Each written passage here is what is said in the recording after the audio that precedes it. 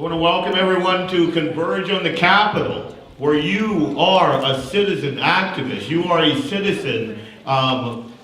You're influencing the legislative process. So you are working in the best interest of the citizens. We always hear about lobbyists on the Hill, and they come with the flash and the money and the food, and they're influencing our legislators. And I love to see a bunch of regular folks, except for Jack. No, I'm kidding. Bunch of regular folks that got out of their comfort zone. They're just moms and dads, teachers, business owners, and they say, this is important enough for me to take a Monday off. Charlene, a Monday, really? No. And come down to the Capitol, meet our legislators, and tell them what's on our hearts and on our minds. We have a ton of petitions back there. And this morning on a little radio show, I think you might have heard of it, the Common Sense Club, AM 1100 to play.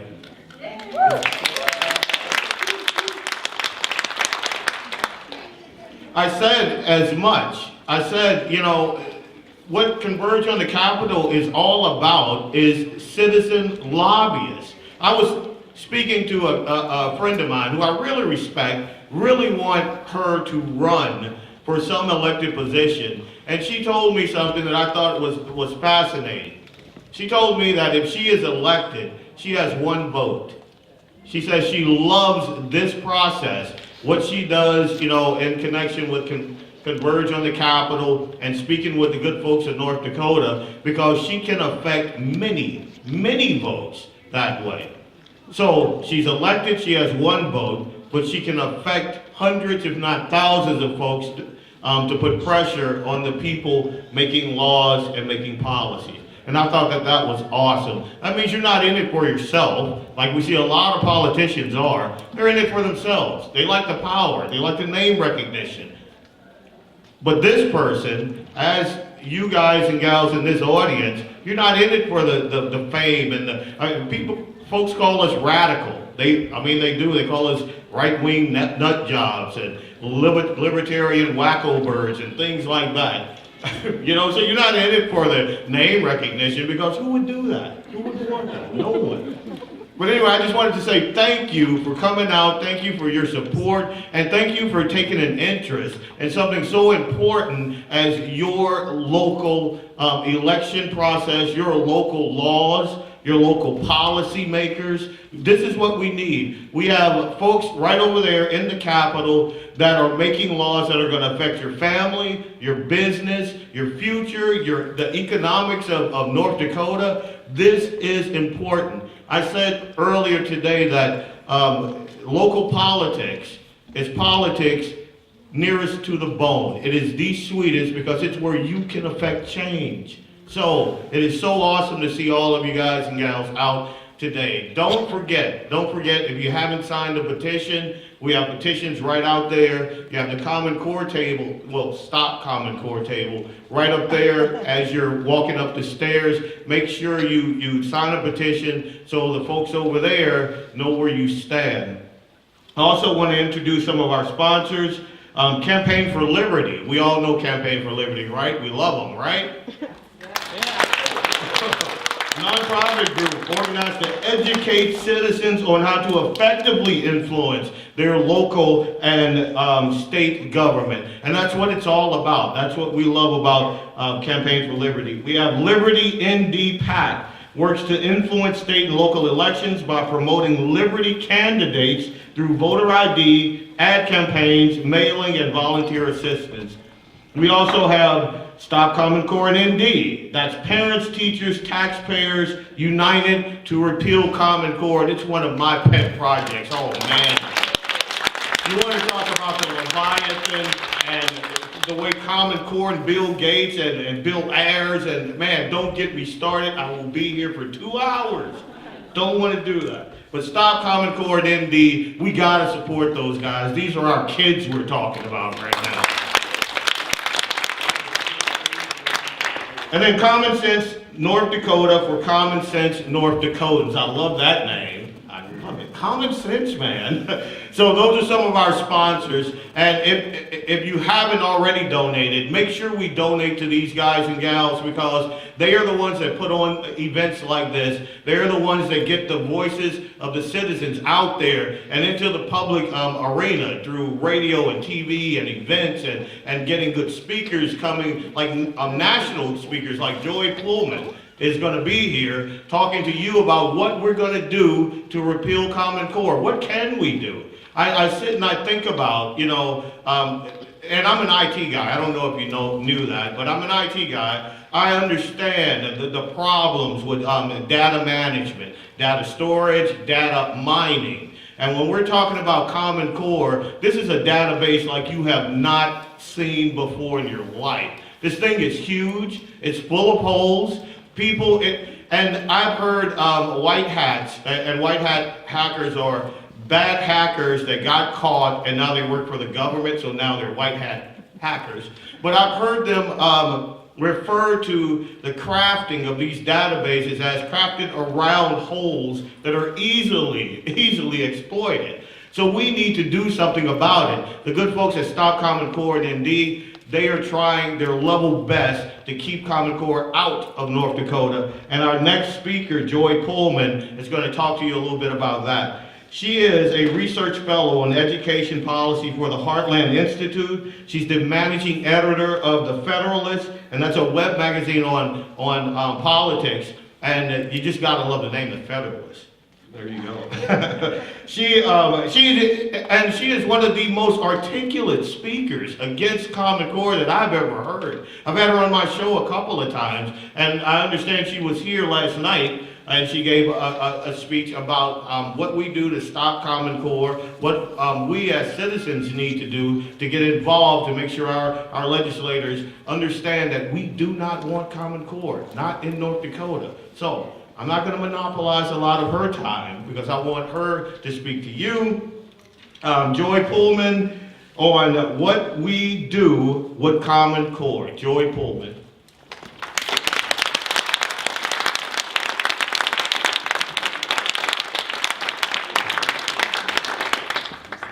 Hello, everyone.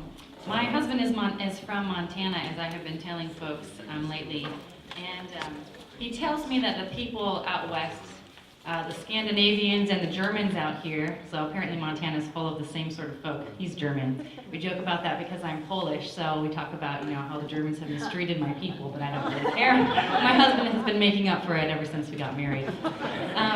So my husband has told me about North Dakotans, about Montanans, folks out here in the West, and he basically says that I should expect a rally to look pretty much like it looks right now, people sitting politely in their chairs giving golf claps, and that's about as excited as North Dakotans apparently get. So the equivalent of that, I think, in the South would be something like people standing on their feet cheering and saying, you go girl, or whatever people say in the South. I'm from Wisconsin, so that's right. So I'm just going to take your polite attention in the way that he has instructed me to expect from North Dakotans, and to know that is about the best you're going to give me here, and that is really the best that you have to offer, because you're polite, kind folks, so we're not going to be overbearing to a poor newcomer from out of state whose baby is getting nervous because he can hear me talking. But I thank you for coming here today. I thank you for inviting me. I've been having a wonderful trip. My little son is 1 year old, and he's been having a wonderful trip, so that makes everything better for Mom. So what I'm going to do today is spend some time talking about. I wanted to put Common Core into its bigger context. So if we're talking about, rally. Common Core is something, it's not just out of nowhere. It's not a random occurrence. It's not a freak occurrence. It is basically the next step in a really long line of encroachments upon families and individual liberty. And so I know it's kind of a mean thing to say, but if you get rid of Common Core in North Dakota, your job isn't done. And that's what I am here to talk about today, and also to talk about practical ways to make that not sound like such a heavy burden, because I really don't think that it is. So I write out big, long speeches to make sure that I give folks the best that they can get for their money. I'm a mom of 3 little kids, and I don't sleep very much at night, so if I write something out, it's a lot better than me going off the cuff. So if you'll pardon me, I'll be reading, but I will be making a few side comments. And I think I'll just leave this up here. Okay. Oh, also something, I'm from Hillsdale College, and as I mentioned, or not from Hillsdale College, I'm an alumna. So I graduated from there. So over there we do a little bit of philosophy. So I'm going to be talking about a little bit of philosophy, a little bit of American historical documents, bringing that into my speech, and I hope you enjoy that because I always like to be educating myself. So when America began, we had a very clear national understanding of the difference between self-government and tyranny. Fighting a war to end tyranny has a way of making you think long and hard about why and about what that means. But our great prosperity and comfort in the years following has caused us to forget what it means to be free, because so few of us have had to fight for our freedoms. So we've been losing our memory and the ability to identify freedom and its enemies, and it has made us more vulnerable to tyranny. You can't fight something that you can't see. It's even harder to understand the form of tyranny creeping into our society and public institutions because in the United States, tyranny doesn't come dressed up like a South American dictator or a Russian strongman. It's more insidious. It's like the proverbial frog boiled in a pot. It happens slowly, it happens quietly, but it definitely happens. So Western society typically features what Alexis de Tocqueville, he's my major source for today, the fellow who wrote Democracy in America, and I think it was 1835. So he called the form of tyranny that happens in Western societies like ours, he called it soft despotism. Modern Western tyrants do not march soldiers into your home or confiscate the little bit of sugar you managed to acquire to treat your children on the black market. They prevent you from ever seeing the sugar that they didn't want you to have by keeping it from ever reaching the shelves after having regulated it out of existence or taxed it out of existence. We don't have a society of hangings and executions, a hard dictatorship you might call it. We have a society of soft dictatorship. It is a society not of hangings and executions, but of infertility and abortion. So rather than taking things, that come up that are good and killing them, publicly where everyone can see, we prevent the good things from ever showing up. Soft despotism, Tocqueville said, and this is going to be a long quote from him, it covers the surface of society with a network of small, complicated rules, minute and uniform, through which the most original minds and the most energetic characters cannot penetrate to rise above the crowd. The will of man is not shattered, but softened, bent, and guided. Men are seldom forced to act, but they are constantly restrained from acting. Such a power does not destroy, but it prevents its existence. It does not tyrannize, but it compresses, enervates, extinguishes, and stupefies a people. Stupefies. Makes me think of a lot of my fellow Americans, sorry folks. Until each nation is reduced to nothing better than a flock of timid and industrious animals of which the government is the shepherd. So this is kind of a lot of abstract language, and when I was talking to some folks yesterday, just hearing their stories about their children, what Common Core means to them, one mom was telling about her kindergartner, her little son. He received a pair of brand new shoes for Christmas. He was so excited about his shoes. He wanted to show them off to all of his friends at school, so he goes to school, and then he comes back with a note from the teacher saying, please don't bring those shoes to school again. Your son is way too excited about them. That's the kind of soft despotism we're talking about. I was also, where you say, don't be yourself, child. Don't be excited like a kindergartner would be about it. I can understand, everyone could, saying, well, honey, don't put your shoes on the desk. We're not going to talk about them all day long during class. But saying, please, he's too excited about his shoes, keep them home, that's a little too far. So that's what we're talking about, restraining people, right? Sit down, shut up, don't say anything, go along with the program.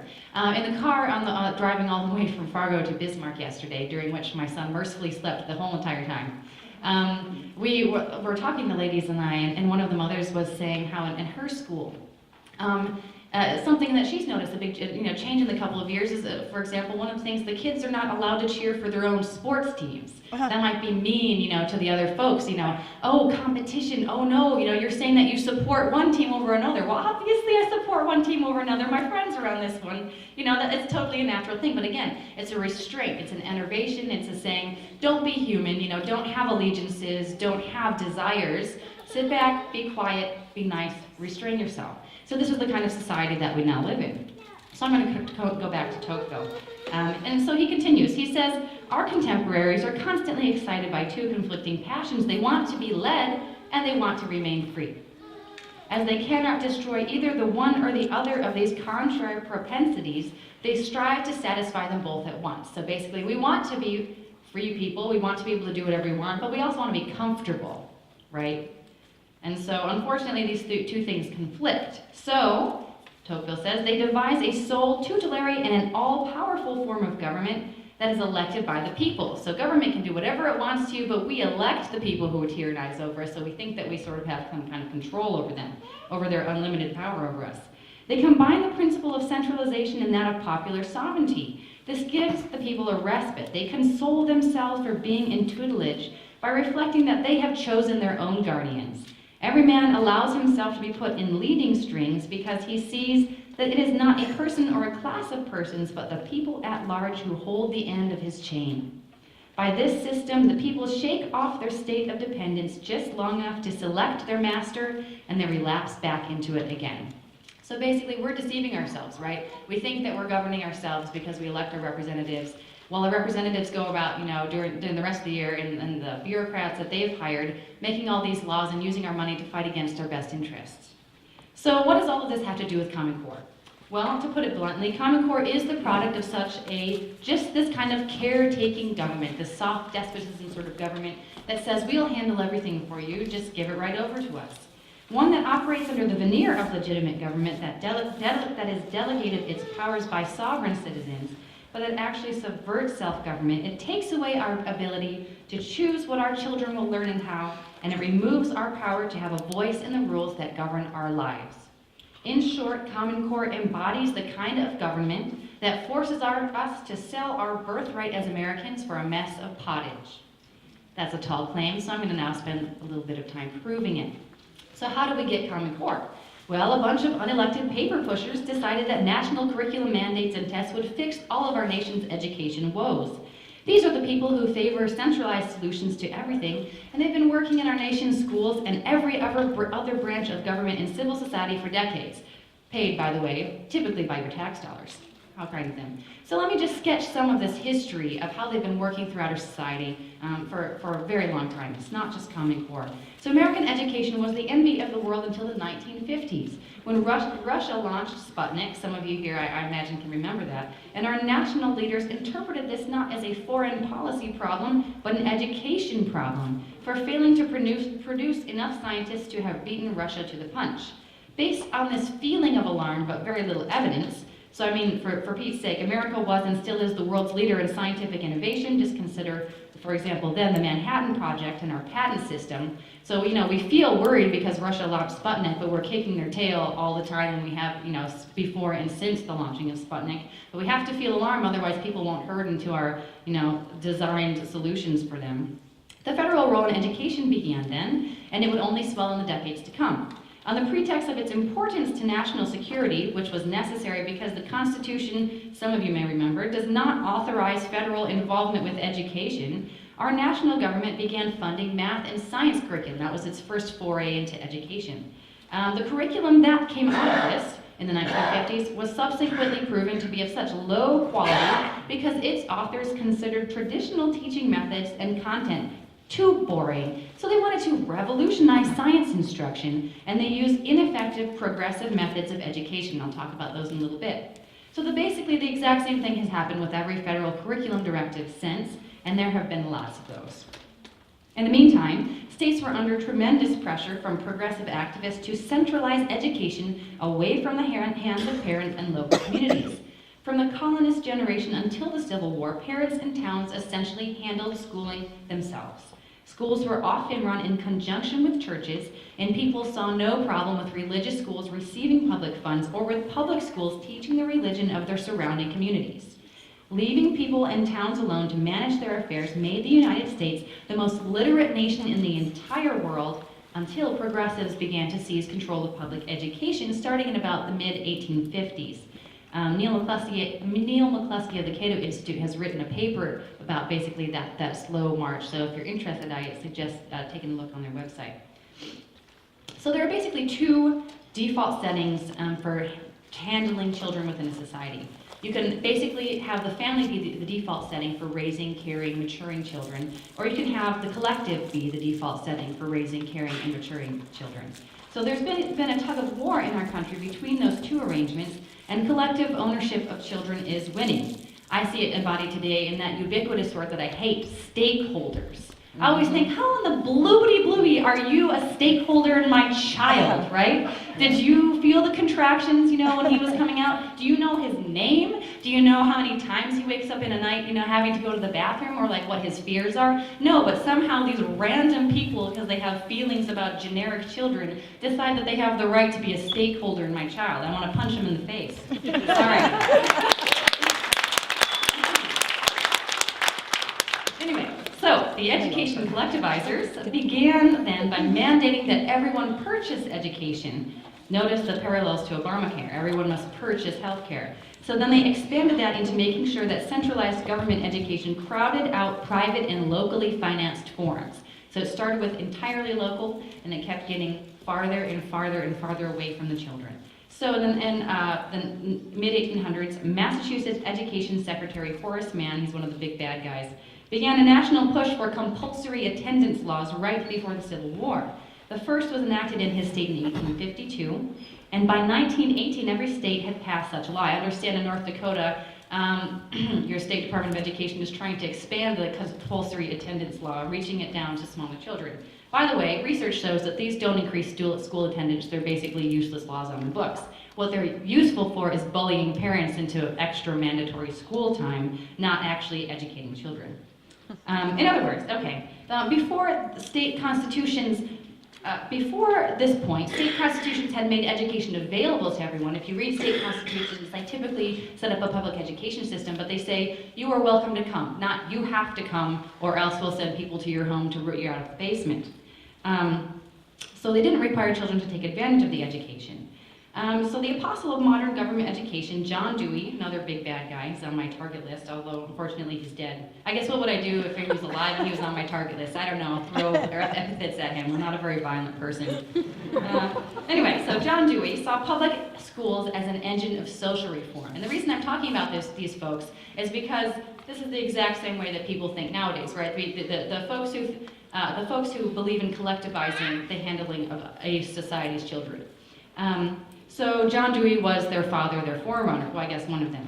So he, instead of schools being places for children to learn, places that children would cultivate their intellectual and their moral virtues, schools to these people were places to shape children into the image central planners thought best, with the end goal of reshaping society. So the goal isn't to develop the individual's God-given potential to help them stand up on their own 2 feet. The idea is to mold them as a means for molding the entire society.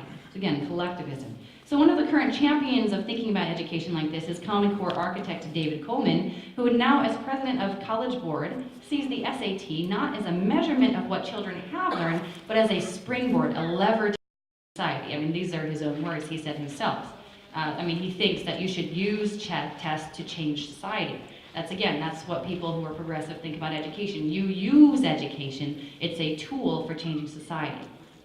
So at the turn of the century, 1900, schools of education began to form to create education experts who could take schools from parents' hands and run them according to science.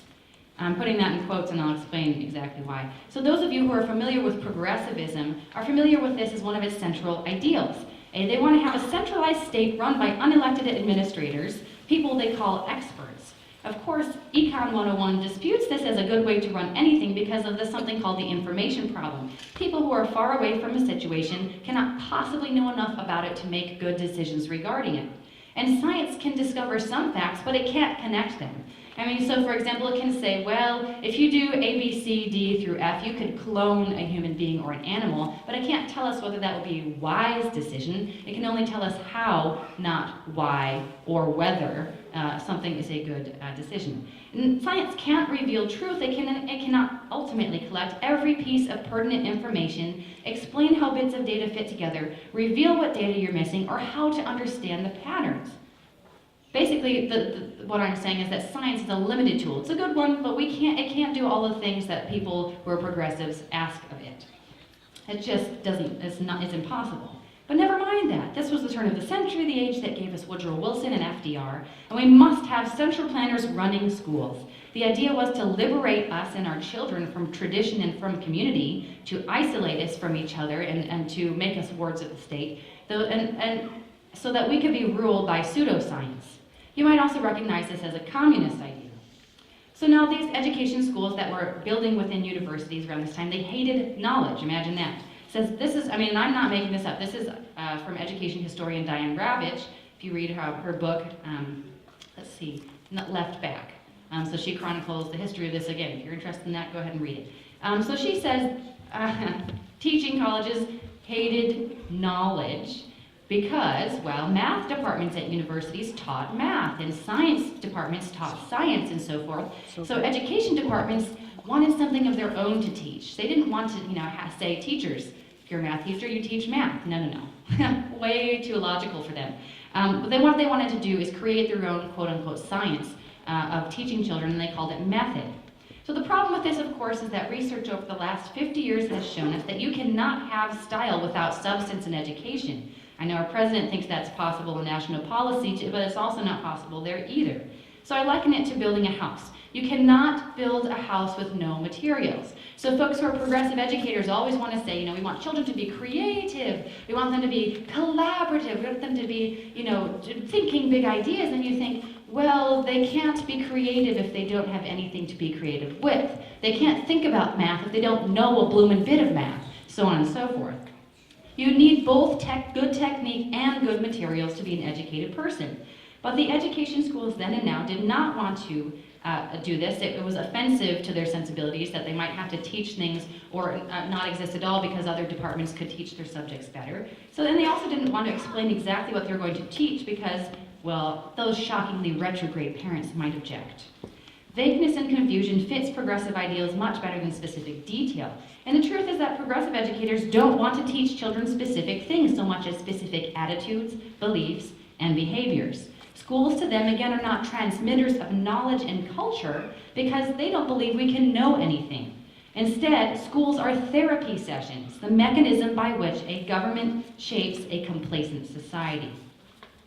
So the progressive philosophy dictates that children, human beings, are naturally good and society corrupts them. We see this a lot in the victimhood complex, right? Every time something bad happens to a person, it's never their fault. It's always something else's fault that happened to them. Sometimes that's the case, but often, there's some personal individual culpability for, the results of your actions coming back to haunt you. But progressives don't believe that. They think, people are corrupted by society and institutions. So John Dewey and company taught teachers that children should not learn what is true from an authority figure, but they should be set free to discover the world for themselves and construct their own truths about reality. Again, what this practically works out to is leaving children extremely frustrated while they tried to come up with ideas that took centuries to work out, like the Pythagorean theorem or the most efficient way to multiply large numbers and so forth. So obviously, I hope everyone at this point is thinking about the Common Core math, right? Where you just say, children, go explore, here's some numbers, figure out how to use them, and you don't transmit the knowledge that culture has built up over centuries to these children about how to do that efficiently, how to think about it. You're not giving them any tools. You're setting them basically unguided upon the world alone. So this leaves children with a lot of craft projects in class, but very little learning. Wonder why our test scores are going down. You can't figure out. So it took about a generation for these ideas to take over K-12 classrooms because the next generation had to go through all these education schools and be trained in non-educating, and all the traditional-minded teachers had to retire and so forth. So states also started to weed out any teachers who came to teaching other than through these terrible colleges of education by requiring an education degree to become a teacher. So to this day, although research has demonstrated that certification and a teaching degree does not have any effect on teacher quality, states still require teacher certification, which is quite convenient for education schools because that mandate creates a forced demand for their ineffective product. It also gives them the power to shape all the minds who shape all the kids' minds. Quite convenient for them. So also almost as soon as teacher certification became dominant in the 1950s, education quality took a dive. Yet no one questioned the political and thought monopolies that have degraded education quality as they do all quality. Instead, they tighten those monopolies. So soon the federal government abandoned all pretense that their meddling with education could be constitutional, and in 1965 passed the Elementary and Secondary Education Act under President Lyndon Johnson. We know it today under a new name, No Child Left Behind. This was part of Johnson's Great Society initiative, and it started what has become a flood of federal money into K-12 education. Federal K-12 education spending now averages about 10% of the $600 billion taxpayers spend on K-12 education each year across this country. But like a bit in a horse's mouth, this little piece of iron controls all the rest. Despite all the money the feds were flooding into education, student achievement did not improve. In fact, in the 1970s, SAT scores took a nosedive. They responded to that by making the test easier. When Ronald Reagan became president and his administration published the famous A Nation at Risk report in 1983, the modern education reform movement began. And since then, most people have acknowledged that our education system is at best mediocre. But the response to the Nation at Risk report was not, oh no, look what all the central planning is doing to our schools, but instead, we need more central planning. So, in 1989, the central planners began to rally around this thing called education standards. That means, of course, the same thing as Common Core, a list of things that a bunch of bureaucrats require curriculum and tests to contain in every grade. Everyone is for standards, right? The only problem is that education standards have never deserved the name. The very first education standards that exist were a template within the U.S. Department of Education, basically a federal model for states to follow. In 1989, the U.S. Department of Education began paying the products of teacher colleges to come up with voluntary national education goals. I'm not kidding. All the people who had been hating knowledge and content for about a century and wanting to use schools for social engineering came up with a terrible, terrible product, both in math and in English. And the same thing happened in 1994 when President Clinton, who as governor had led the national standards attempt among governors, led it as president and signed a bill called Goals 2000. Again, some of you older folks might remember that. I'm too young, I had to look this all up. So that bill gave states federal money if they set up standards and state tests, and it also created a federal national board to certify those tests. So basically, here states, you have these standards and tests, but you have to match them against our federal template, and the more it looks like a match, the more money you're going to get. The unelected bureaucrats who wrote these standards aimed not to codify the best things for children to learn, never. But again, they tried social engineering to, as Ravitch says, revolutionize the field. That meant, of course, more mush-minded garbage, but now federal money was tied to having state standards look like these voluntary national standards, so states went along. And by golly, one of the reasons Common Core proponents give for why we have to have Common Core is that previous state standards created under the last national standards push are so rotten. They ignore that it's the process that is the underlying problem and the reason that these standards keep being so subpar. Then in 2001, everyone again said, kids aren't learning anything, despite all our attempts at micromanagement that we keep calling reform. So you should be able to guess the education establishment's answer by now, more central planning. So they reauthorized the Johnson's Elementary and Secondary Education Act, giving states a huge increase in federal funds, but this time requiring them, in order to get it, to set education standards and test the kids on them every single year and publish the results. This is, of course, No Child Left Behind. This law also penalized states for setting high standards. Literally, it penalized states for setting high standards because it required, of course, that all kids have to meet whatever standards the state set by 2014. So apparently they forgot that calling kids proficient is very different from kids actually being proficient. And all states had to do to get that federal money was say, yep, all our kids are proficient. They can't all identify the alphabet, but they're proficient. So states responded logically to this mandate by setting standards so low a flea could reach them. So then in 2009, the cycle started again. People began complaining that despite all the restrictions on schools and teachers, kids were not learning that much more. Big surprise. So they decided once again that the answer was more central planning. So the central planners had tried the barely legal route for passing national policies, and I call it barely legal because Congress has no legitimate power over education. People keep forgetting this, but you're like, hello, not in the Constitution, people. It is not a power of the federal government. Have you ever heard of the 10th Amendment? Well, the Supreme Court apparently doesn't like the 10th Amendment. Of course, neither does Congress, so they ignore it all the time. Okay, so they had tried the barely legal route for getting a national standard passed. That was a bill in Congress. But when they faced the representatives of the people who have to also face the voters every once in a while, national history curriculum mandates went down in flames, 99-0 in 1995. So the centralizers tried a different tack. There's a paper from the Brookings Institution. It details how education nationalizers began gathering state officials such as governors together in forums. Now let me make this clear, it is illegal for governors to go around setting education policies by themselves. They have only the true authority to sign and execute laws that their legislatures have passed. I know, shocking, right? There is no legitimate way for any governor or state official to gather around and make any sort of binding agreements. But Common Core types aren't really picky about legality as they are about appearances, and when half of Americans don't know what the separation of powers is, and 2/3 cannot name the three branches of government, and nearly no one has thought long and hard about the difference between tyranny and self-government, appearances are all you need to perpetrate mass deception. Ultimately, this non-governmental gathering of governors and special interests called the National Governors Association decided that our country needs curriculum and test mandates, so since they couldn't get those through Congress, they crafted them themselves in secret. Before the initiative was even started, they asked the federal government to make states participate. They wrote a big paper, they said, "Dear federal government, please incentivize adopting Common Core." So when the Obama administration came to power, it obliged them. It said, sure, we're happy to do what you asked. We're the Obama administration. And it required, although I don't think it would have been that much different if it had been Mitt Romney, or, I mean, honestly. Anyway, so they required states to adopt Common Core sight unseen in exchange for a shot at more federal money. Those were the race to the top grants. 41 states sent the federal government a contract saying, yes, we will do Common Core 2 to 4 months before Common Core was published, even the first draft of it.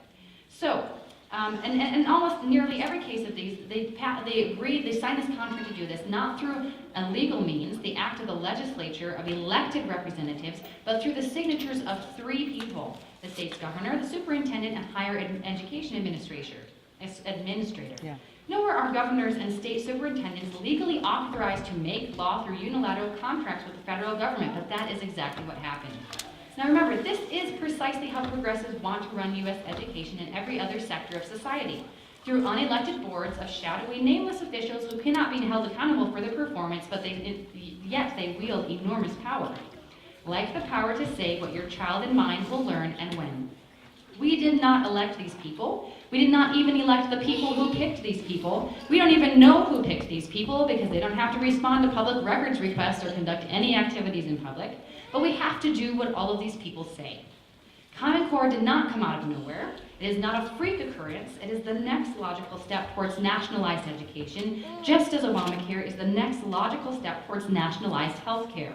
Our nation has been slowly destroying individual rights and autonomy for decades, paving the way for what looked like swift takeovers such as Common Core. The heads of every local and state official have been slowly but surely turned towards Washington, from whence they now take orders thanks to a dribble of unconstitutional and ubiquitous federal funds. Let me quote Hillsdale College's Dr. Paul Ray. He says, there are school boards and there are town, city, county, and state governments, and they still matter, even if on a growing and great variety of subjects they take their orders from a national government that offers them vast sums of funding in return for strict compliance with every whim. Our polity, that means our people, our citizenry, is a hodgepodge, but with every passing year, the burden of federal regulation becomes more intolerable, and the number of mandates grows with increasing rapidity. Moreover, nearly all of the regulations imposed are devised by unelected civil servants and political appointees to whom Congress, I put servants in quotes because seriously, you go talk to them, you say, look, I pay your salary, why don't you give me this information? Why don't you do what I want you to do? And they kind of turn up their nose at you and they're like, oh, you're one of them. Okay, so much for servant. Anyway, so all of these regulations are devised by unelected civil servants and political appointees to whom Congress, undeniably in breach of the Constitution's separation of powers, they have delegated legislative, executive, and judicial responsibilities. Common Core did not happen overnight. It began decades, even more than a century ago, when Americans slowly began exchanging our freedoms for whoopie pies. This is why merely repealing and replacing Common Core with genuinely superior academic requirements, such as those of Massachusetts, that's a good start, but it is only a start. If we do not also dismantle the bureaucratic apparatus that gave us Common Core, we will continue to get Common Core under new and different names. This is why states that rewrote their curriculum standards after repealing Common Core, instead of replacing it directly with proven standards, got something even worse. That is what happened in my home state of Indiana, where the governor gets to go around the country telling the Wall Street Journal that he's the first governor to repeal Common Core, not mentioning that its replacement looks the same. And it's very close to happening in Missouri, where they're right now rewriting their education standards. Because the education establishment thinks like they're a thought monopoly, remember, everything they create to replace Common Core will be Common Core with a new name. Assigning educrats to rewrite Common Core is a fool's errand. I understand that also happened in North Dakota, although you didn't really rewrite it so much as rename it. This means entire system overhaul. This means lawmakers and citizens thinking deeply about education, what it means, and its place in a self-governing republic. It means dismantling not just Common Core, but the teaching certification monopolies of education schools and gunked up government accreditation mandates for private and public schools. One example, I understand you have a bill also going through your legislature right now that would require private preschools to adopt the same curriculum as all government preschools. I mean, I don't know where they get off thinking that they have the right to legislate what private people do with, privately funded institutions, but I mean, this is where the education establishment thinks is totally rational and reasonable thing to mandate. It means going through state education rules with a machete and cutting as much central planning and control as possible so local communities can once again determine their own destinies. It means fighting for parents, not just local collectives, to have access to their child's public education dollars and the freedom to spend them on their child's behalf. It means examining the costs of federal education money and considering whether it might cost more in compliance than the federal government brings in. Common Core is about so much more than its 640 pages of unreadable subpar curriculum directives. It is about what kind of people we are. It is about whether we will surrender our right to representation in the halls of power, whether we will surrender our sovereign right to electing people who are obligated to represent us, not special interests with fat campaign contributions at the ready. It is truly about whether government of the people, by the people, and for the people will perish from the earth. Now I know that sounds dramatic, perhaps even theatrical, but if discovering this instance of tyranny does not motivate us to fight until it lies shredded and lifeless, does not motivate us to do the hard work of governing ourselves and paying our way for things rather than asking the federal government to put more debt on our children and giving us candy, what feels like candy and temporarily. If we do not start changing things, the forces behind tyranny grow stronger. They will take heart from their success at subjecting us and our children to their plans, and they will increase their tyranny next time. This is the day to stand up and say no further. This monstrosity ends with us now. We will not leave it to gain strength as it awaits the opportunity to devour our children. That is why I'm here today, toting my 1-year-old son through airports and other strange places to enjoy the frozen embrace of a North Dakota winter. I know that's why you are here too. And I do want to leave you on a hopeful note. For thank God we can still vote in America. We can still primary wayward representatives. We can call their offices until their phones bleed. We can stampede public hearings. We can spread the word to family and friends on Facebook and over meal and family conversations. We can attend politicians' town halls and ask the questions the media doesn't seem interested in asking. Then we can blog about the results. We can discuss among ourselves and with our neighbors what it means to reclaim the power to manage our own affairs. We can decide to make the sacrifices necessary to do so, because the alternative is to make unwilling sacrifices our would-be overlords have forced upon us. These are all difficult, tiring things. They take time. I mean, God knows and I know that they're exhausting. I know what it's like to give up luxuries I feel bad even mentioning this because it seems so silly, but things like movie and television watching, and non-luxuries like years of a decent night's sleep, although most of that's my kids' fault, because I have to write some article or call some lawmaker or finally get around to doing the laundry that's been waiting on me to get through some 1,000-page pile of government regulations that I paid to have written. Constant sacrifice like these and more are the price of freedom. The alternative is enjoying your little pellets of food and the wood shaving someone else cleans for you because you're their pet hamster. It's a comfortable life, but it's the shallow life of a domestic pet, not the life of a free woman or a free man. So I do want to be clear. What I'm asking you to do is difficult. I do not see how any of us, however, has a choice to do otherwise. A people who will not pay the price of freedom will not long be free. And I return you to the alternative as Tocqueville outlined. He said, subjection in minor affairs breaks out every day and is felt by the whole community indiscriminately. It does not drive men out to resistance, but it crosses them at every turn until they are led to surrender the exercise of their own will.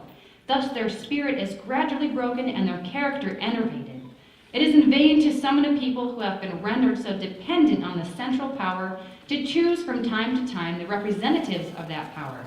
This rare and brief exercise of their free choice, however important it may be, will not prevent them from gradually losing the faculties of thinking, feeling, and acting for themselves, and thus gradually falling below the level of humanity. This is why education in a country that aims to have representative government cannot merely focus on economic production or job training as Common Core does. It cannot focus on our mere material comfort or basic needs. This reduces humans to machines whose function is material. But humans have spirits, we have souls, and we have characters. An education that ignores this part of humanity starves us of our humanity. The question before us is what kind of people we are and ultimately what kind of country we belong to.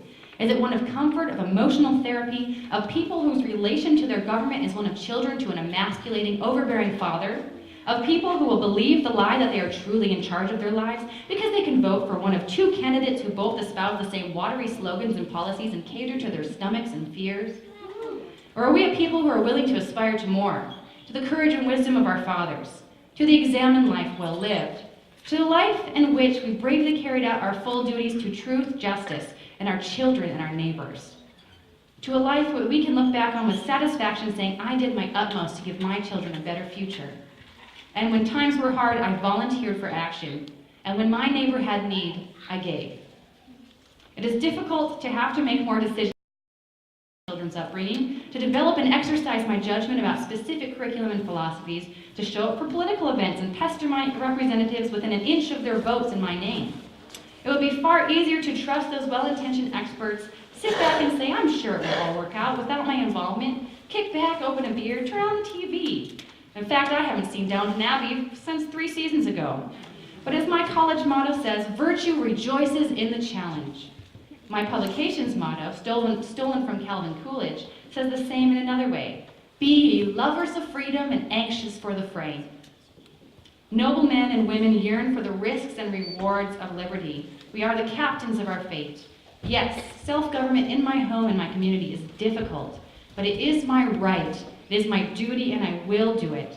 And because I cannot do it alone, I ask you to join me. Thank you.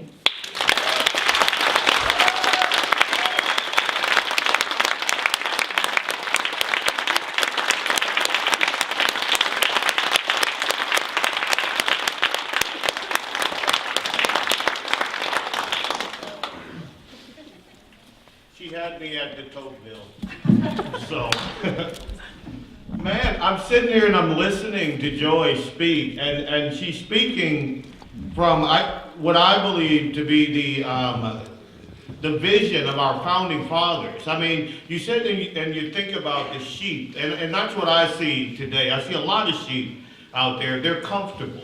They like their shackles. They'll tell you that we're free because, we get this bowl or that bowl, but they still are shackled. I think about when she was speaking about the Great Society, in Linden, and I'm like, how great was that? I mean, how great did it turn out for folks? All of the people that were the supposed beneficiaries or benefactors of the Great Society, how's that working out for them? The welfare state, has it shrank? Poverty levels, have they gone down any? No? Everything that's socialist, everything that the central planners conceived to help us, they fail. And they don't just fail a little bit, they fail a lot. I mean, they decimate entire communities. And I speak all the time about the African American community, and I'm telling the central planners, stop helping us, because you're going to help us into the poorhouse. You're going to help us into broken families. You think about these guys, and their answer to any FUBAR that they have is to double down on the FUBAR. And now they have our kids in their sights, which is Common Core. And so whenever we have any speakers, whenever we have any organizations like Stop Common Core and Indeed, we need to support them. Again, these are our kids. We have been asleep at the wheel. I am so happy to see our tiny tribe out today. And if you guys, that's a reference. Our tiny tribe has made Common Core the biggest, hottest issue in North Dakota. I want to. I'm sorry, Jack. I'm gonna walk it back just a little bit, but I wanted to read you the difference between the NDGOP's 2014 resolutions, what they say about Common Core standards. Basically, it says, therefore, be it further resolved, the North Dakota Republican Party rejects the collection of personal student data for any non-educational purpose and the sharing of such personal data without prior written consent of adult student or child, and that we basically be it further resolved that the North Dakota Republican Party urges the rejection of Common Core state standards for North Dakota, and that is regardless of name change or attempt of brand change. So what are we even talking about? What are we even doing? I mean, we don't even need to be here because the 2014, NDGOP resolution says emphatically that, hey, we don't want this. We don't want this. But what is our DPI doing? Calling us tiny tribes and sniping us from the gutter and working with the Southern Poverty Law Center to say that we're somehow a hate group. Are you kidding me? Seriously. 2 seconds. One, do we need federal money for our schools here in North Dakota? Anyone want, right, sign the petition. Anyone want to guess how much federal money goes to our schools? Too much. About 4%. Think about that. So do we need it? Why are they fighting so hard? These are the socialists. They want control. They don't want your kids smarter, because if that was the case, you could educate your own kid. North Dakotans, I believe, can educate their kids a lot better than the folks in New York City or Washington, D.C. or California. I mean, think about it. I moved here because where I lived, and this is in Louisiana, and it's getting better now. We got Bobby Jindal, and he's slugging it out with a bunch of liberals, but, it's getting better. I moved to North Dakota because I loved what North Dakotans stood for. There's this spirit of independence here that I love. There's this spirit of, lace your boots up and get out there, get a little muddy, might even get a little bloodied and bruised, but we're going to do this thing. And we don't want the government's help. I see a lot of free market pens. I see a lot of Stop Common Core pens. I see a lot of folks like Jack Seaman that said, you know what? I was a Republican, and now I'm reformed. I was a sheep, and now I'm reformed. I don't want the government shackles. I want it rough. I want to make my own bones in this world without the government telling me what to do, without them planning out every little aspect of my life. I don't like the fact that Obama can rightfully say, you see that business? You didn't build that. That's what he said. Jack, what do you got to say about that? You don't like it. And speaking of Jack, he is our next speaker, and I'm sorry, I didn't mean to monopolize a lot of your time, Jack. 2014 Libertarian candidate for U.S. House, Jack Seaman. Friend of mine. Father, he is a father, small business owner, awesome dude all the way around. Give it up for Jack Seaman.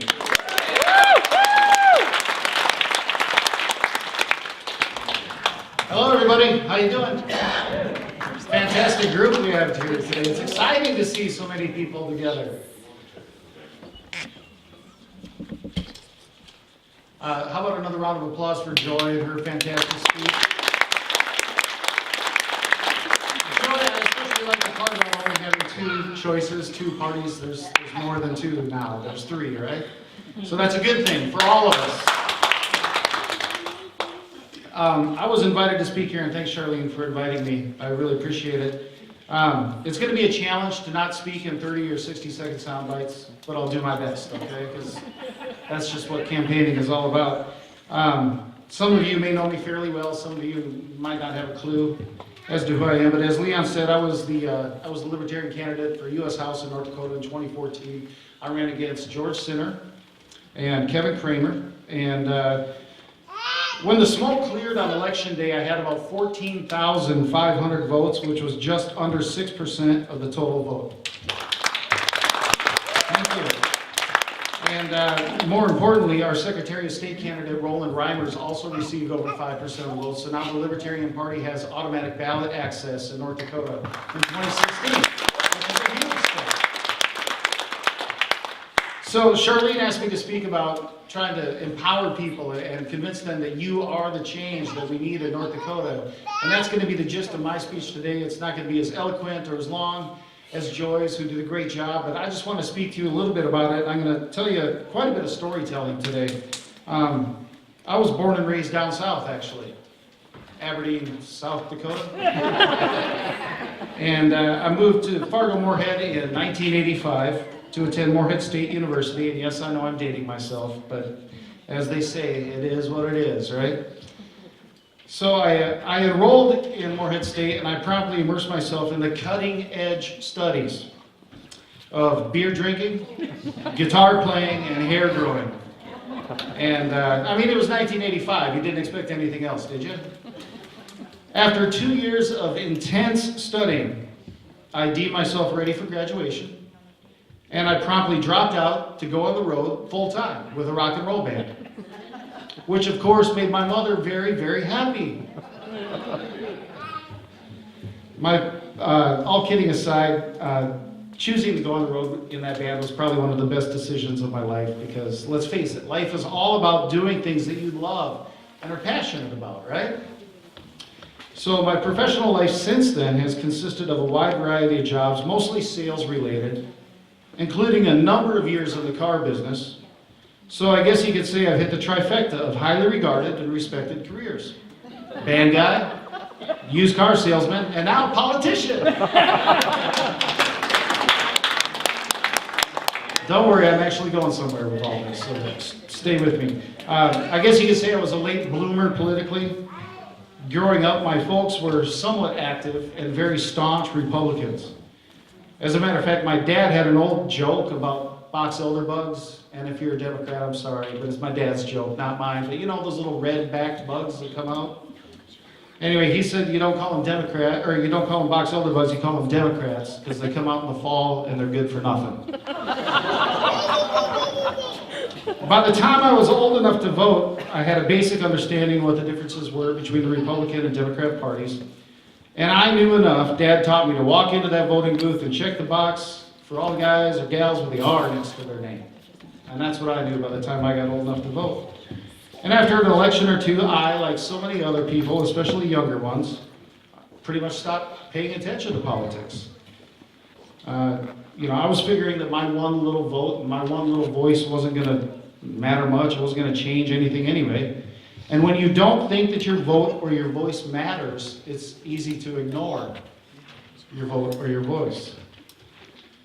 By this time, I was trying to climb the corporate ladder. I was married with children. I was a busy guy. I didn't have time for all this politics stuff. You could say I was a good little serf. I went about my business, paid my taxes, I never questioned anything, and I didn't get involved at all. And then in 2007, as part of the coverage for the 2008 presidential campaign, I saw this small, older, gray-haired guy on TV when I happened to come across one of those Republican primary debates. And I remember thinking to myself, hey, this guy sounds different than all those other dudes, and I like what he has to say. That man, of course, was Fred Thompson. Come on, that's a joke, you guys. Laugh at me here. That man, of course, was Ron Paul. And it wasn't enough of a reaction. I didn't have a big enough reaction to get off the couch and actually do something, but it was definitely the start of a wake-up call for me. And so I stayed in my political slumber for the most part until I went to work in Fargo for Treasure Island Coins in March of 2010. As part of my training process, I was handed a couple of books to read. One was The Case Against the Fed by Murray Rothbard. I was warned it was kind of dry material, but I ate it up, and I was completely stunned at what I was learning about our government and our monetary policy. The second book I was told to read was The Revolution by Ron Paul. Now, I could spend the rest of my time here today discussing what a great, great read that book is, but I'll keep it short and simply say that that book, along with Rothbard's, is what officially woke me up and put me on the path to be standing before you today. It also didn't hurt that I was now in the gold and silver business, and a lot of folks I interacted with on a daily basis were also politically active, and they simply didn't believe or submit to what their government was telling them. Smart people, right? Over the next couple of years, I continued to learn, and my interest in politics was greater than it had ever been, but I became somewhat active in supporting Dr. Paul's bid for president in 2012. I put up some yard signs, bought a t-shirt or two. I promoted him on my short-lived radio talk show that aired on Saturday mornings on WDAY in Fargo. I also got involved on a limited basis with the Republican Party in North Dakota, attending a couple of meetings, introducing myself to some folks, that kind of thing. And no, I don't want to rehash it here, but after hearing about some of the shenanigans that went on, not only at the 2012 state convention here in North Dakota, but the national convention as well, I decided that the Republican Party was no longer for me.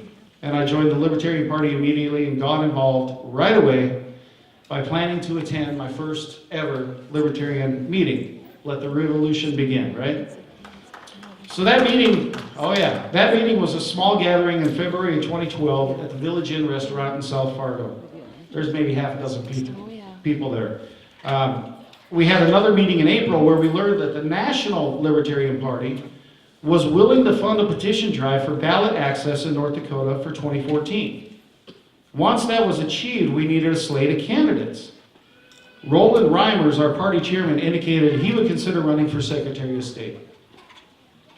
There were other races to fill, most notably the race for U.S. House. A couple of others spoke about why they either couldn't or wouldn't run for office, and the room got pretty quiet, except for the voices that were in my head. Or I guess you could say I had a devil and angel on each shoulder. One of which said, "Jack, don't say anything." The other one said, "Stand up, announce your candidacy. If you say anything at all right now, you can't take it back. Just tell them you'll think about it." So I said, I guess I would think about running for Congress. I'm not that well versed in state issues, but I know a little bit about federal stuff, and I'd consider it. On the way out of that meeting, Roland sealed the deal by saying, "Well, see you next time, Congressman." And I drove home and told my wife the good news, which of course made her very, very happy. I accepted the party's official nomination at our statewide meeting that summer, and I launched my campaign on October 29, 2013. I had become involved. To say I was terrified would probably be an understatement. Here I was, a man with no political experience of any kind, suddenly finding myself in the race for U.S. House, which also happened to be the top of the ballot race for that year. And the bottom line is, the question that kept coming to my mind during all of this was, who do you think you are? I was horribly inexperienced, I was unqualified, I was unprepared.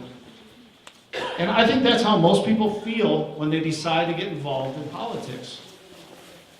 And the reason I told you all this big, long story is that I want you to understand that regardless of how involved you want to get in politics, you don't need a PhD in political activism to make a difference. You don't need to be an expert. You don't need to know it all. You don't have to have connections. You just have to have some determination and some conviction. And the very fact that you are here today is a testament to your resolve and your desire to be a part of the process and have your voice heard, no matter which party you claim or which issue you take an interest in, and I salute you for that. You're also setting a shining example today for your friends, family, neighbors, and co-workers to follow. So don't sell yourself short. As George Sinner would say, let's face it, folks, lots of people take an interest in all kinds of various subjects. They may talk about it with their friends or coworkers. They might watch the news to stay on top of it. They might call in to the radio talk show to express an opinion on it. They might send a few emails or get involved online, but let's be honest with each other. And because of the fact that you're here, I feel I can be honest with you. And it's possible I can offend someone with what I'm about to say, but I'm willing to risk it because honesty is the best policy, right? So when it comes to political activism and creating real change and accountability within our government on a local, state, or federal level, it's good that you're willing to talk to people about it, but it's not good enough. And it's good that you're willing to call into that radio show and talk about it, but it's not good enough. And it's good that you're willing to tweet and retweet catchy, eye-opening content, but it's not good enough. It's good that you're willing to like and share posts on Facebook, maybe even get into one of those unwinnable comment wars that we all engage in from time to time. You know what I'm talking about. But it's not good enough. Also, it's really good if you're willing to open your pocketbook and give what you can to support the cause or candidate that you get behind, but it's not good enough. When it comes to creating real change or accountability, in addition to all the activities I just mentioned, the number one is you have to physically be there. Just as you are here today, you must be there in the future, and you need to bring a whole carload of friends along. Be there for your state legislators, your state officials, and your federal office holders. Let them know that you're watching and what you expect, and let them know that you're there to hold them accountable. Be there for an upstart candidate that's willing to put their name on a ballot and run for office. Be there for yourself. Take pride in the fact that you were engaged and willing to stand up for yourself, your state, and your country, and to fight to make a difference. And lastly, be there for the next generation, to leave a better government to our youth and show through example how to actually be the difference. In closing, a good friend of mine has long admired the man in the arena quote of Teddy Roosevelt as part of a speech that he gave in Paris in April of 1910. It is not the critic who counts, not the man who points out how the strong man stumbles or where the doer of deeds could have done them better. The credit belongs to the man who is actually in the arena, whose face is marred by dust and sweat and blood, who strives valiantly, who errs, who comes short again and again. Because there is no effort without error and shortcoming, but who does actually strive to do the deeds, who knows great enthusiasms, the great devotions, who spends himself in a worthy cause, who at the worst, if he fails, at least fails while daring greatly, so that his place shall never be with those cold and timid souls who neither know victory or defeat. It's been an honor and pleasure to speak to you today. Let's have a great day, okay? Thank you.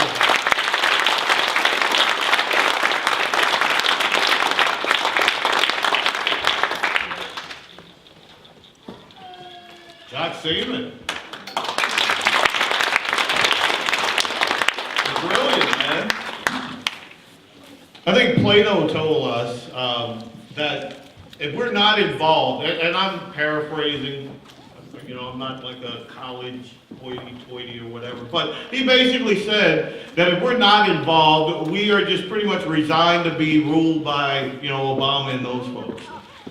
So you get my drift.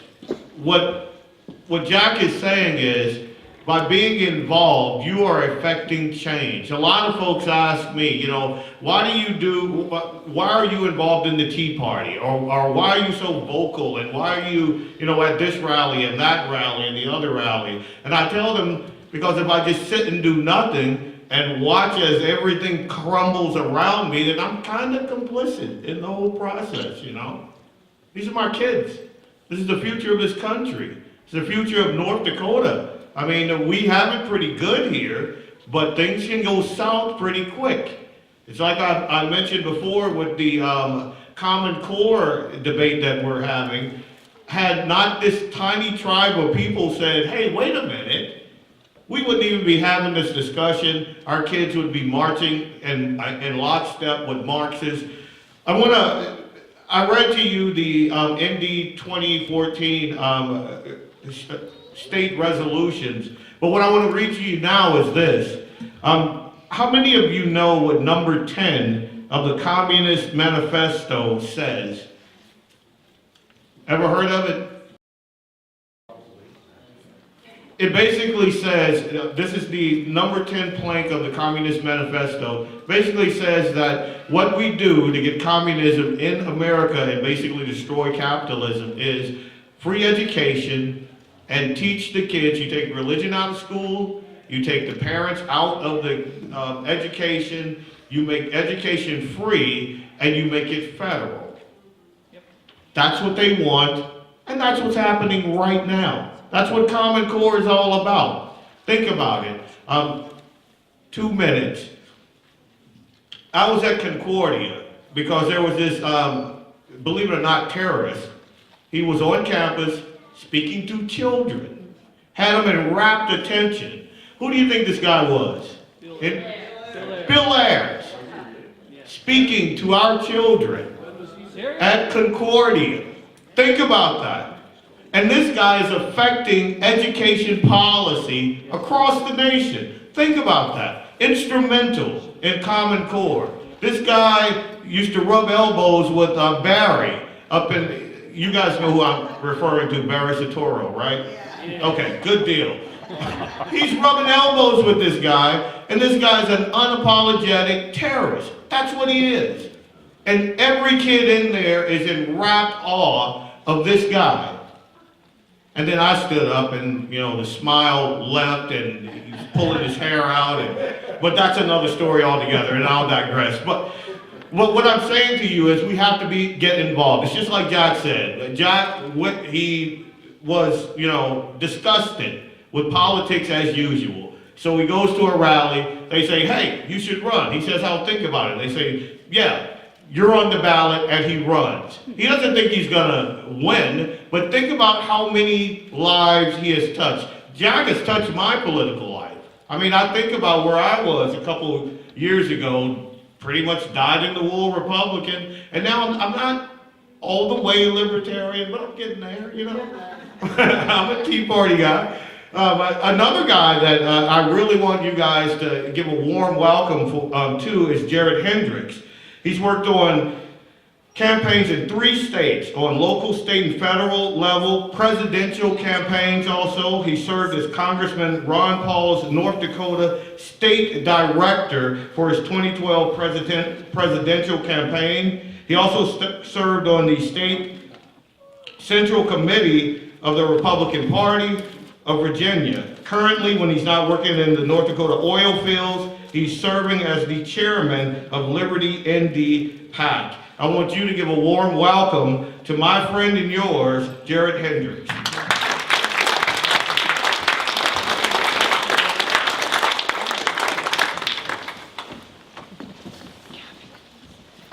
Thank you for that introduction. Everybody hear me okay? Well, I think this is fantastic. We have a very good turnout here. We have citizens from all around the state who have shown up to express their First Amendment rights. And I think as we look around the world at what's happening with the brutality with ISIS and the subjugation of free speech in China and other places, I think we should be very grateful that we live in a place where this is still possible. But we are here today because government is a necessary evil. And we are also here today because citizens being engaged in their government to influence it is a necessary good. Every month, the federal government spends over $100 billion more than it brings in revenues.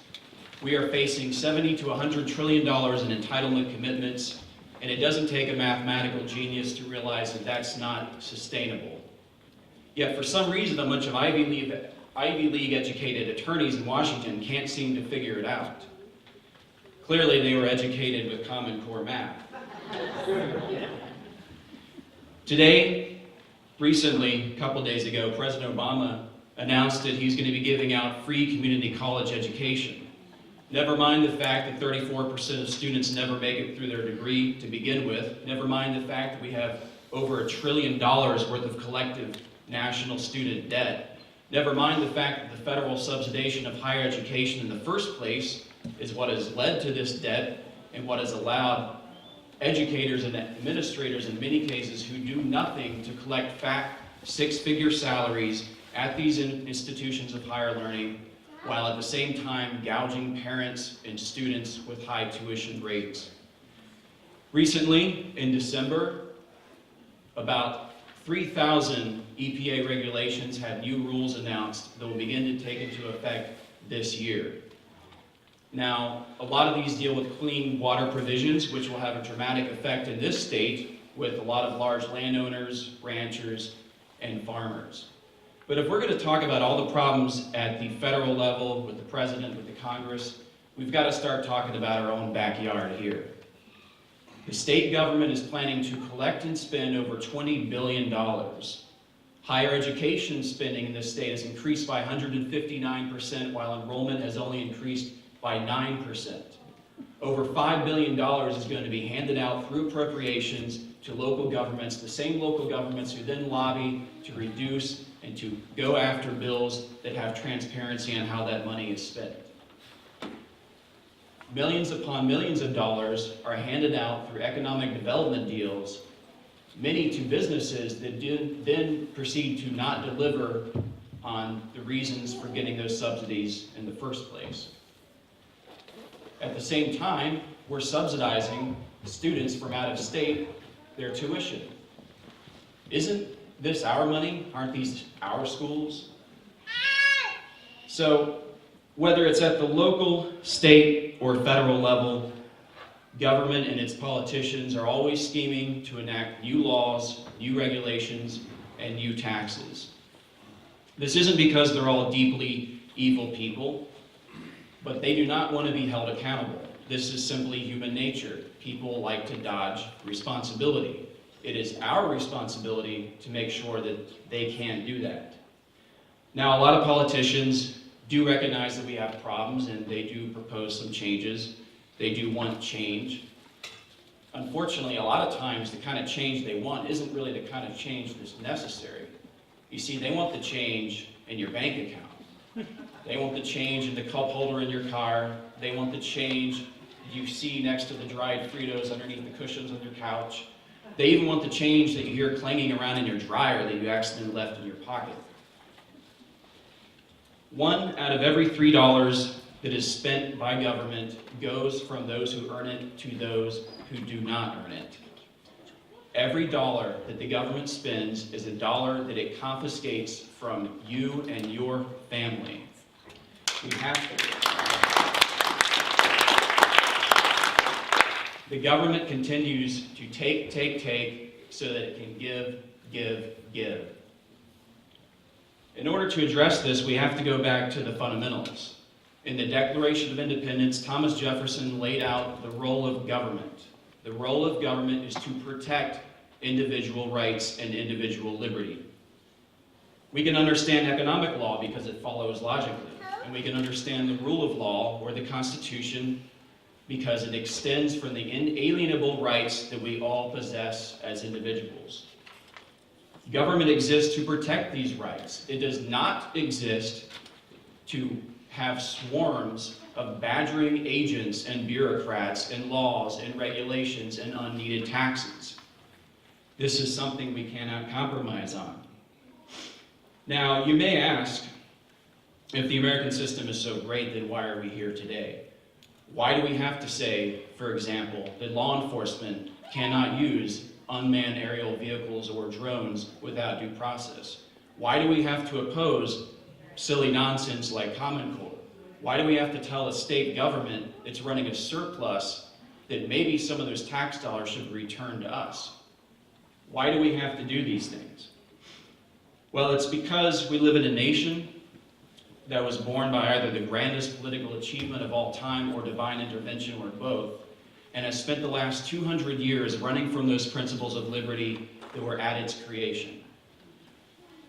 We must answer that question of why we must be here by saying that we are here because we have to be here. Because the benefits of a free society do not fall magically from the sky. They are maintained and kept only by a vigilant and informed citizenry.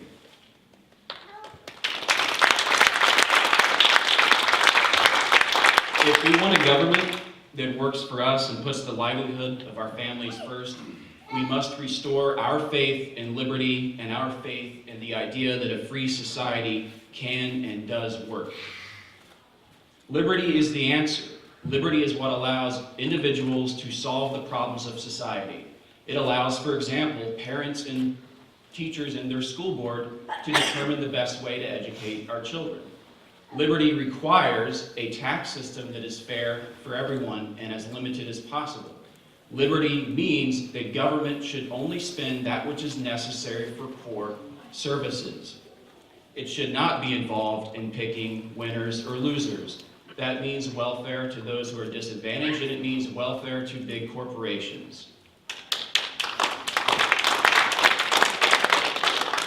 In this battle to secure and defend our liberties, we have established our agenda for this session. Thousands of North Dakotans have signed our petitions, and every single one of these issues is very important. However, I would like to address one that I don't think receives as much attention, and that is the petition that we have to stop the state agency introduction of legislation. It is something that a lot of people don't understand. But every session, about 60% of the bills that are introduced from state agencies, from bureaucratic state agencies. North Dakota is the only state in the country that allows this to occur. The passage rate on these bills is 85 to 90%, whereas the passage rate on the bills that are actually introduced by the elected representatives of the people is about 60%. Now, this doesn't mean that every single bill introduced by an agency is a bad bill, but it does mean the process is bad. If a bill is a good enough idea to be introduced, it is a good enough idea to be introduced by a legislator who puts their name on it and who is accountable to it. Just because an employee works for a state agency does not mean that they should have the ability to introduce legislation and have a free way into these committees that we as citizens do not have. If we can work on this issue, in addition to our other issues, we can help restore the balance of power in the North Dakota state government. Today we meet with those we have elected to remind them their duty is to represent us, not the government and not bureaucratic agencies. We must tell them to significantly reduce policies that burden us, tell them to only support spending that is provably necessary, tell them to focus more on repealing unneeded laws than finding new ones to pass.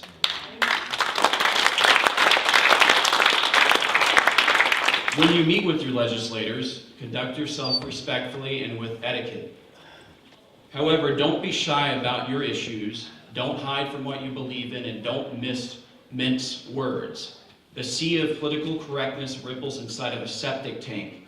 We are here because we, as citizens, it is our job to hold them accountable. Understand that the cumulative sum of everything we are doing here today, of everything that we will do during the session, and of everything that every legislator will do here today and during the session, results in one thing and one thing only: a choice. Yay or nay. Those are the two most important words in politics. If your legislator is too morally weak or intellectually impotent to take a stand on these positions, if your legislator is unwilling or unable to shrink the size of the state budget or to reduce thousands of pages of existing laws, rules, and regulations, then it will be our job during the next election to replace them with somebody who will.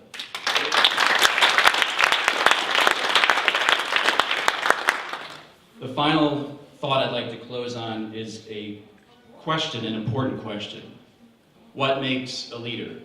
What's the difference between everybody in this room and, say, George Washington, or Thomas Jefferson, or Gandhi, Mother Teresa, MLK, take your pick? Well, there really isn't much of a difference at all, because leaders are not defined by some innate characteristic of who they are. Leaders are defined by what they do. A free society and a democracy allows you the ability to make these choices. So get out there and do it. Thank you.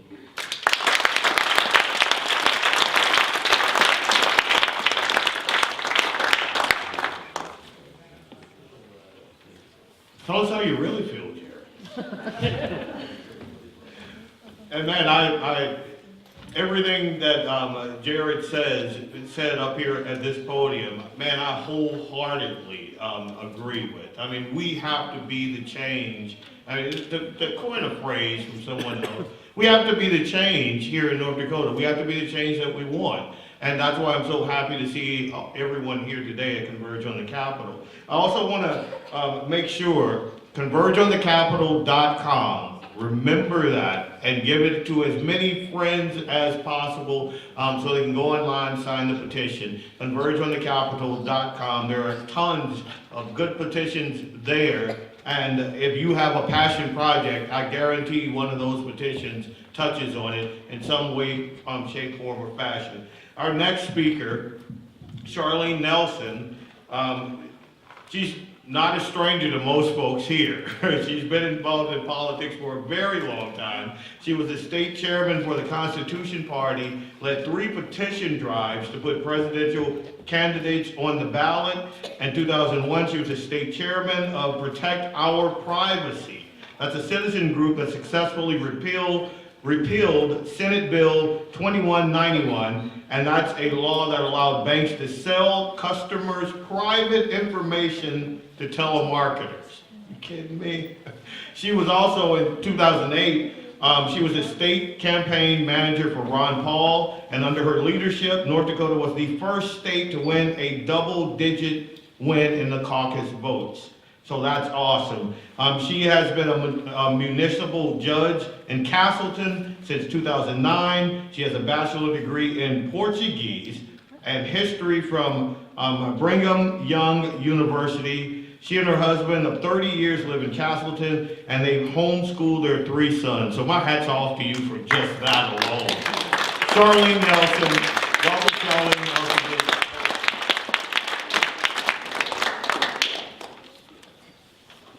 Okay. Andrea?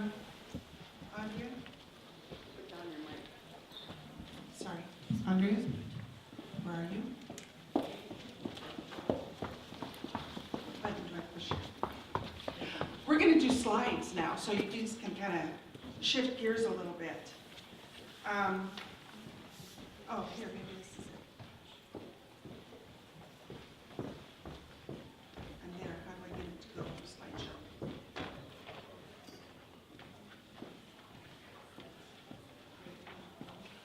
Ah, there we are. Cool, thank you. You did it. Leon, you are so talented. Thank you. Okay. Yeah. Okay. So you've heard about, Jared did a fantastic job of telling you all the stuff that government is doing and how it's infringing on our rights. And of course, Joy's remarks, been amazing. I hope you've really been soaking this up. And I hope that you believe as I do that this must stop. Okay, how do we stop it? Really simple answer, we cut off the money. All right, money is the gas in the engine of the state. Money, it's our tax money that powers this growth and this encroachment that we're seeing in government. And it's just time to start slowing that down. Cut the power to the engine, or at least give it a nice tune-up. So how bad is it? Here's a graph of state spending over the last 10 years. And then it also includes in the 2015 column, the governor's proposed budget. Now, keep in mind that it wasn't until 1985, nearly 100 years after we became a state, that we hit our first $1 billion budget. All right? Then it took us just 20 years to go from 1 billion to 2 billion in 2005. Now, I'm going to stay on the slide for a minute because I want this to kind of really soak in and get the impact of this. Now, the governor will usually come to the legislature with a great big long Christmas list and say, these are all the goodies that I want. These are all the great things I want you to spend money on. And normally our legislators will say, well, that's really nice. That's all well and good. But, you know, we have to answer our constituents, so we're going to take a close look at this and see if it's really necessary. So you see in 2005, these numbers are rounded, so they're not exact. But in 2005, our governor proposed a budget that was just a hair over $2 billion. Our legislators took out their little red pens and they found a savings for us of a whole whopping 1.7 million. About less than 1%. But they did cut at 1.7 million, so I'll give them credit for that. Then in the next session in 2007, the proposed budget was 2.45 billion, and our legislators cut 1.4 million, less than 0.5%. But then look at what happened in 2007 and on, okay? In 2007, our governor proposes a budget, and what does our legislature do? Did they find any cuts? No. They even did them one better. And they increased the spending by, 5%. They increased their budget 5% over what the governor wanted. Then in 2011, they increased it 26%. And in the last session, 2013, 42% over what the governor asked for. Now, if we continue this trend, we might expect them to be spending 50% over what the governor's asked for. A $10 billion budget. And in these last 10 years, our budget has more than tripled. It's gone up 260%. And in contrast, inflation in that same time went up 26%. Let that sink in.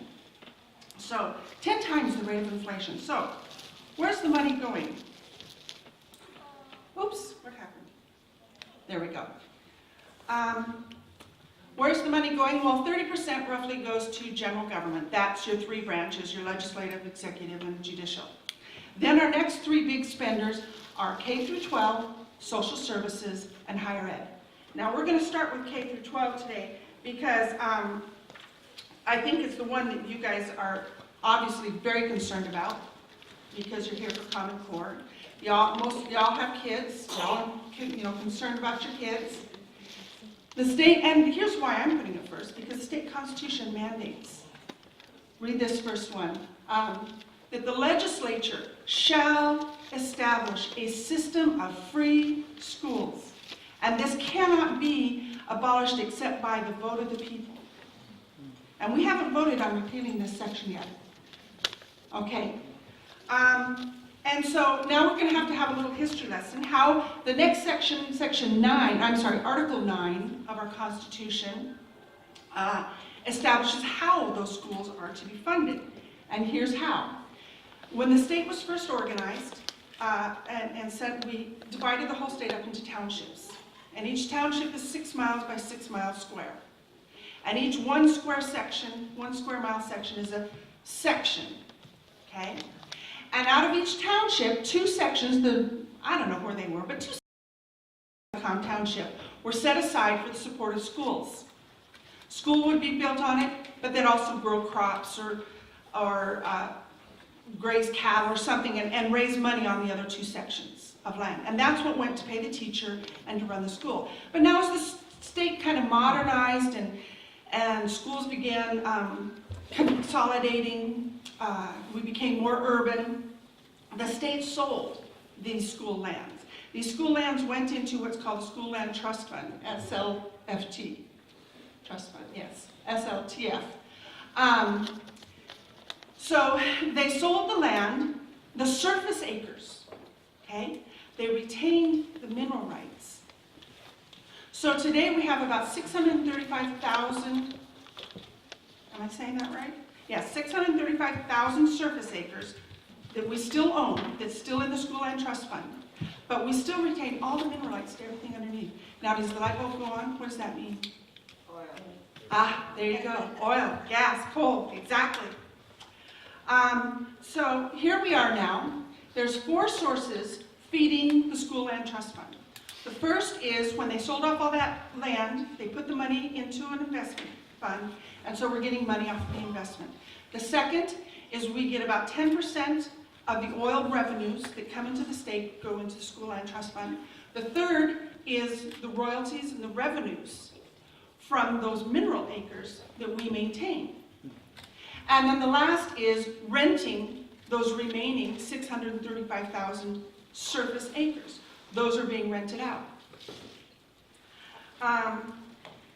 And the bottom line is these four sources provide about $400 million a year income into the School Land Trust Fund. Now, are they doing a good job? Well, the average price per acre to rent from the School Land Trust Fund gets us $8.31 an acre. Think about that. Meanwhile, in the free market, pasture land is almost $16. Hay land is $28. Cropland is almost $50. In the Converge Valley, where I'm at, it goes for $200-300 an acre. So think about that impact. Oh, what happened to my last little? Okay, I can't. It won't advance. If we were to charge market prices,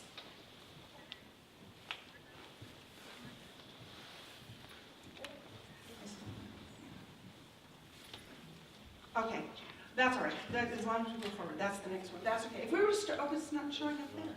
What's going on? Okay. I love technology.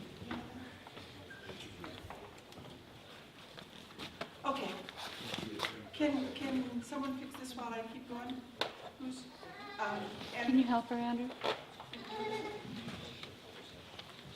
up here? Is the projector still working, Andrew? Appears to be. I'm going to take her your laptop. Okay. If we were to triple what we're getting off of our land, or charge market prices for what we're getting on our lands, we would almost triple the revenue coming in just for the rental of the school lands. There's a board, School Land Trust Fund board, that manages the money and so forth. Okay,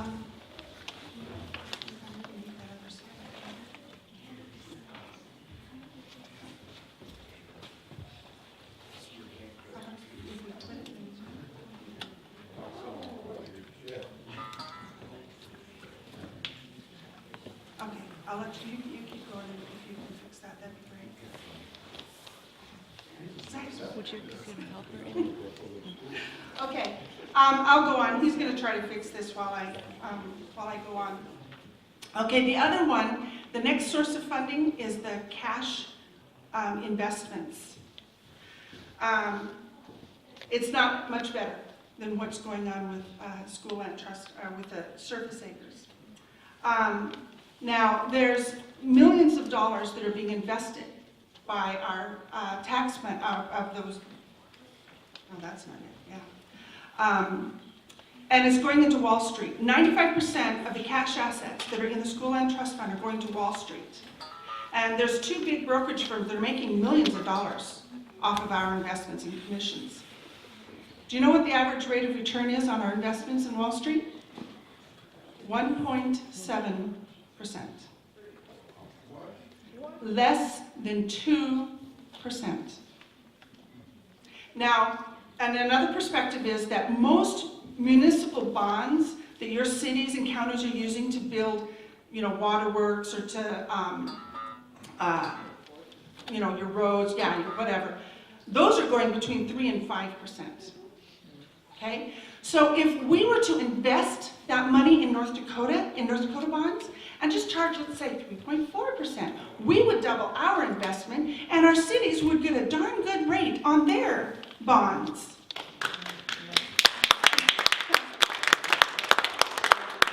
So the question is, why are we doing this to ourselves?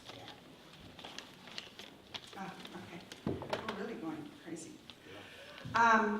Okay, so, and where's this money going? All this millions, hundreds of millions of dollars going to School Land Trust Fund. How much of it has been spent on schools? How much of it has been gone to school? You got it. 0. Not a dime. Why are we allowed? They have given some loans out. They're loans, though. But for actually funding the schools, nothing.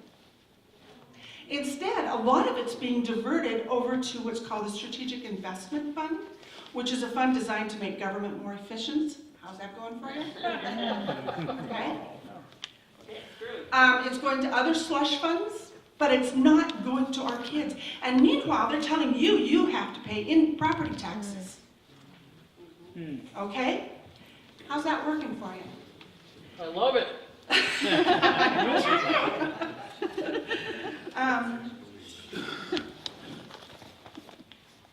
There were two.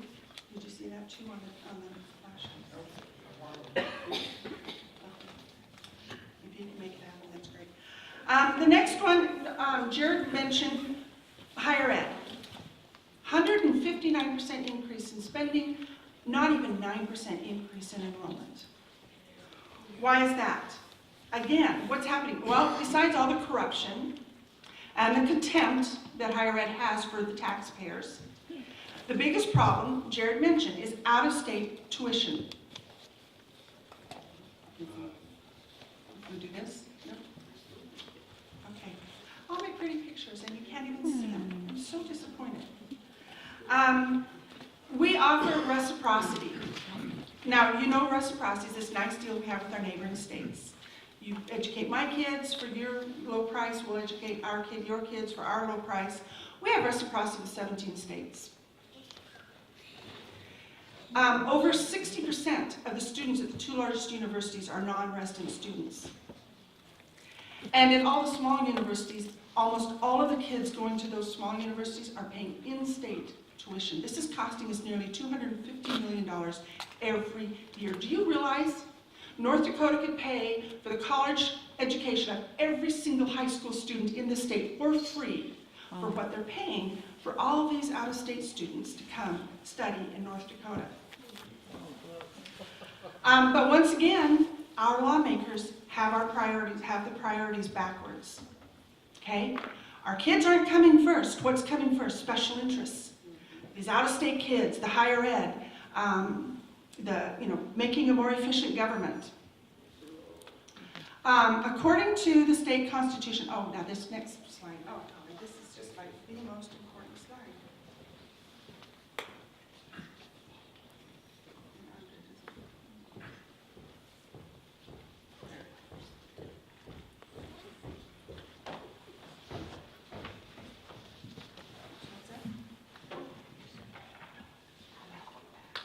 What does that mean?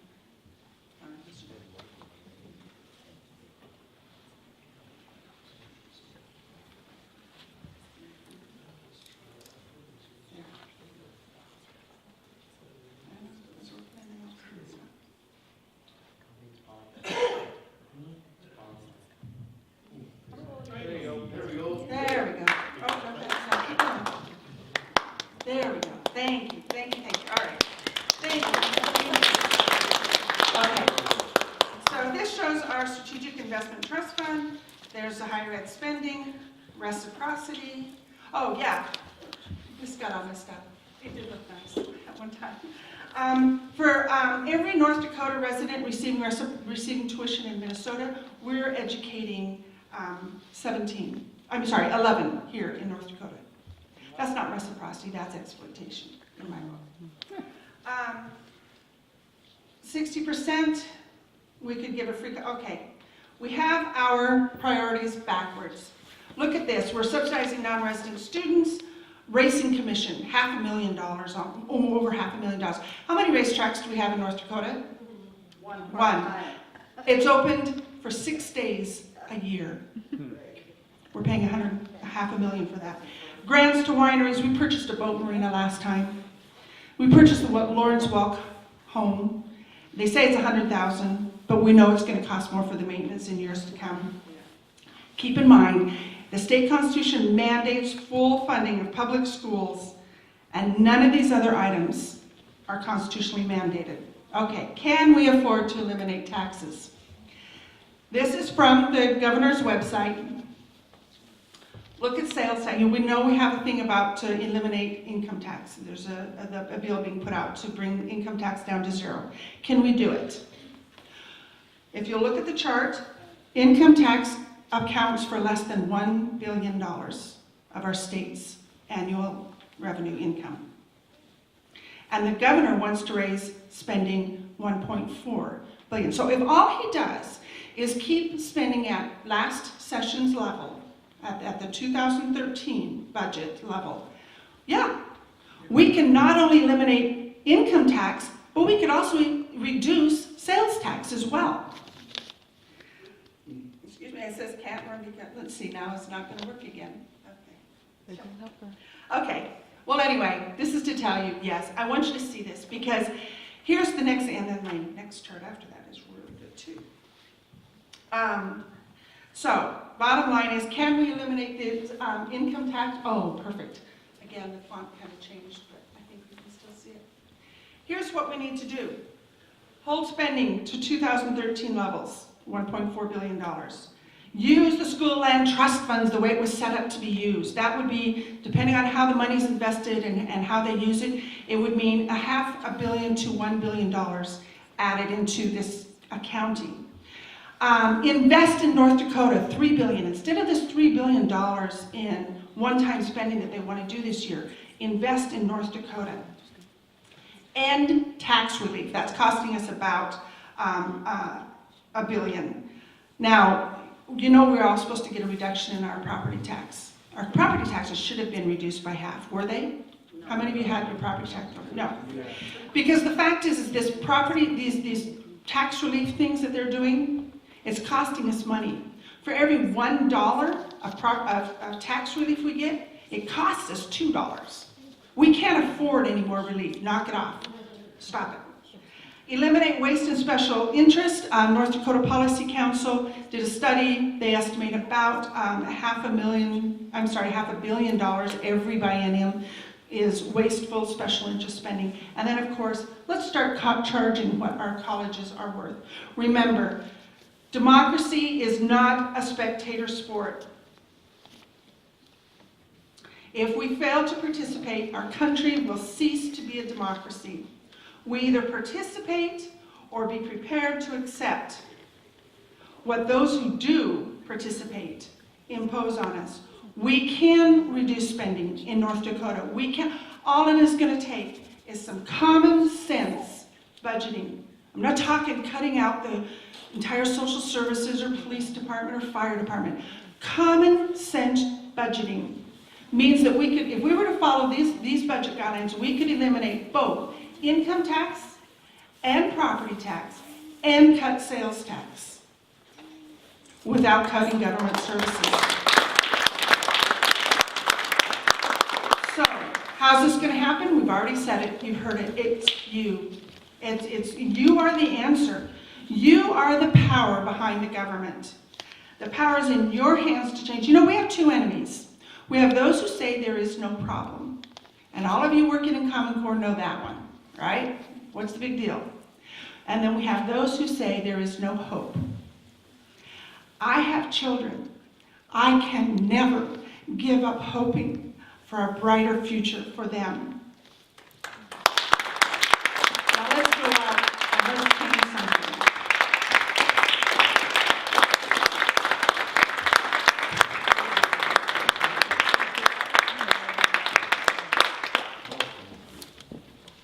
Well, thank you for coming out. Converge on the Capitol. Now go out, go right across the street there and let those guys hear it. That's what I want to see. Also, I want you guys to be sure that you go to convergeonthecapital.com and check out all of the petitions there and sign them, and then forward it on to your friends and your family. If you have a big email list, forward it. Send it out all over the place, because we have thousands of signatures. We need thousands more. We want them to understand that this is North Dakota. This is what North Dakotans want. And they're not going to get that message if we don't give them a ton of that, the pink, I think it's on pink paper, a lot of them. Yeah, we want them to see that. We want it to be a visible reminder that the citizens are speaking. So please do that. Please go to convergeonthecapital.com, check out the petitions there, and then forward them on. Also, all of our sponsors, there's tables back there. if there's a sponsor that you agree with, or you want to hear more about, or anything like that, pick up a brochure and then leave a donation, because these kinds of events, they cost money. And a lot of us aren't made of money. You made of money, Shirley? No? Me either. So that's how we get events like this to the folks. But it's 100% donation. So as you leave, check out everything that's on the tables, and then leave a donation, and then go over there and meet your legislators. Oh, and we have tours. Charlene, you want to help me out? I left mine. So Andrea is going to be leading some tours, so you just meet out there in the hallway, and she'll take you over, and if you want to, and tell you everything that you need to know to be a citizen legislator, a citizen activist. Thank you for coming out, and see Andrea on your way out. Thank you.